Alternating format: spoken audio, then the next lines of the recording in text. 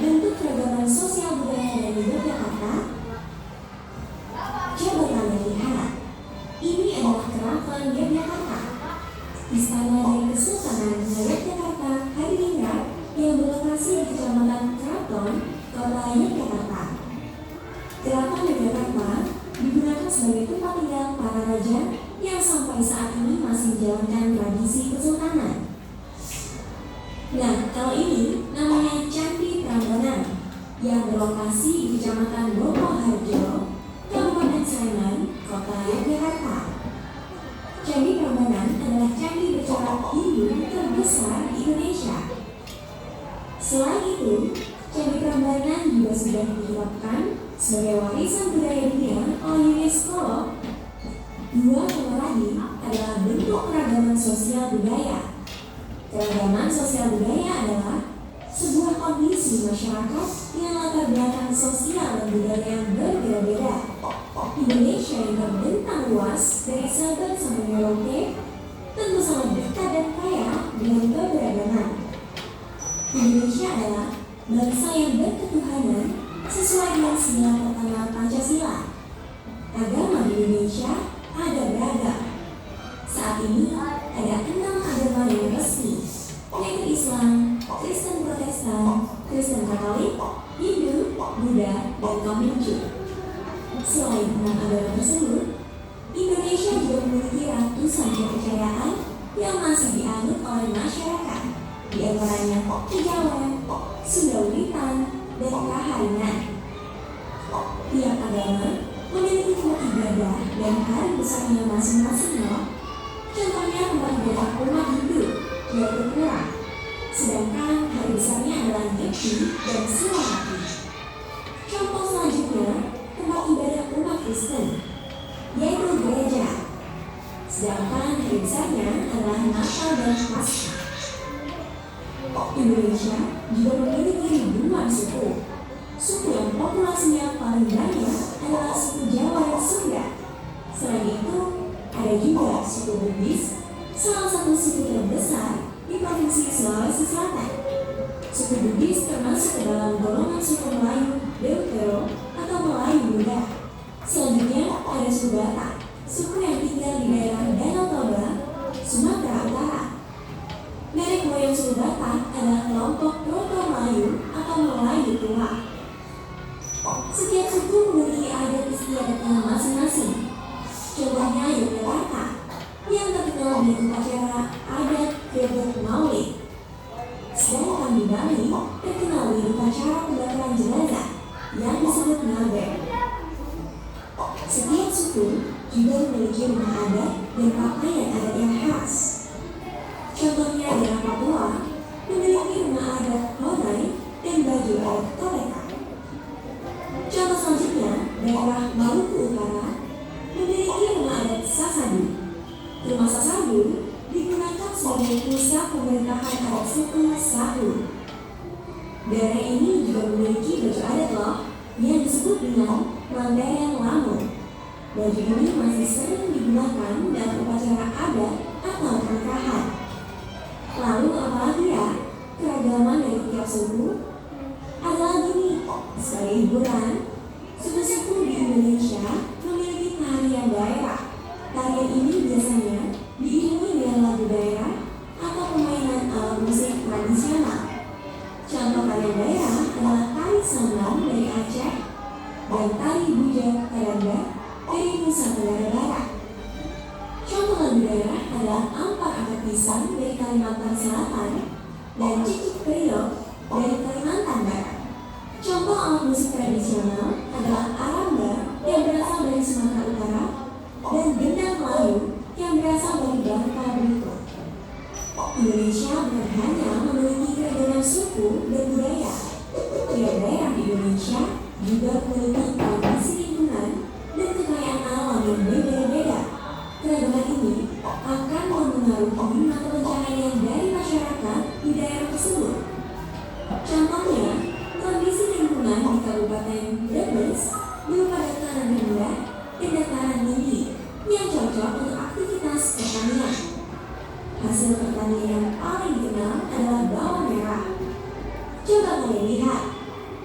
Kondisi lingkungan di Kabupaten Lamongan ternyata berbeda ya. Kebanyakan berupa pantai, sehingga lebih cocok untuk aktivitas perikanan. Nah, di sini kalian sudah paham kan bagaimana bentuk keragaman sosial budaya di Indonesia? Adanya keberagaman seharusnya dapat memupuk sikap saling menghargai dan toleransi, menumbuhkan semangat nasionalisme dan persatuan. Hal ini sesuai dengan profil pelajaran Pancasila, yaitu berkebinekaan global. Dengan sikap seperti itu, keberagaman yang ada di Indonesia tidak menjadi penyebab perpecahan. Ada komunitas baru yang bernama Cita yang berasal dari luar daerah. Dia tidak mengerti bahasa daerahmu. Nah, kalian sudah nonton. Tadi ada apa aja di situ? Dari yang kalian lihat, ada tarian, ada lagu adat,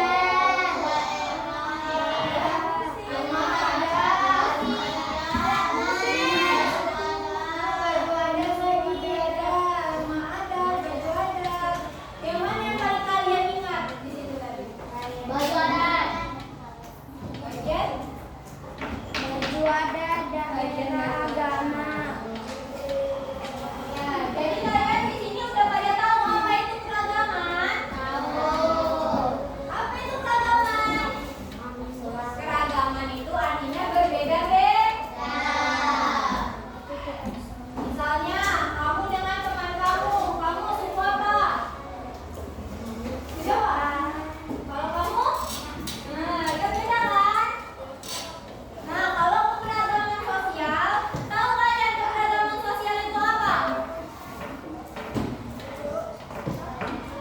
Belum tahu ya? Keberagaman sosial itu artinya perbedaan dalam kehidupan masyarakat di lingkungan. Kayak ada orang-orang tuanya petani. Ada orang tuanya petani di sini? Enggak, ya kita kan kota. Yang nelayan? Nggak ada juga. Kalau pedagang? Ada. Kalau buruh? Ada. Kalau keberagaman budaya, udah tahu keberagaman budaya itu apa? Itu tadi keberagaman budaya itu perbedaan budaya di setiap daerah. Jadi kayak ada yang tadi kayak ada suku Jawa, suku Batak, suku Minang, ada juga suku Dayak. Kayak bahasa juga, bahasa Jawa, rumah adat, pakaian adat, tarian adat, makanan khas juga.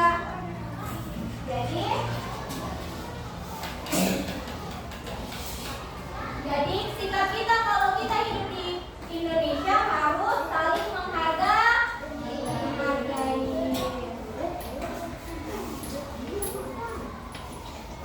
Terus selain saling hargai, apa lagi? Tidak mengejek budaya orang lain.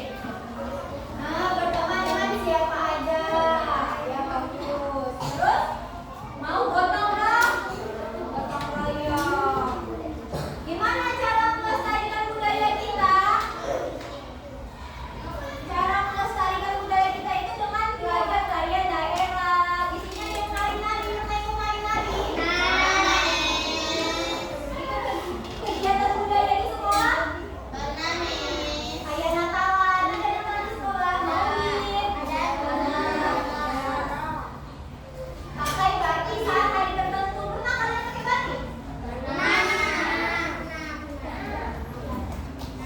Kalian harus bangga sama budaya Indonesia.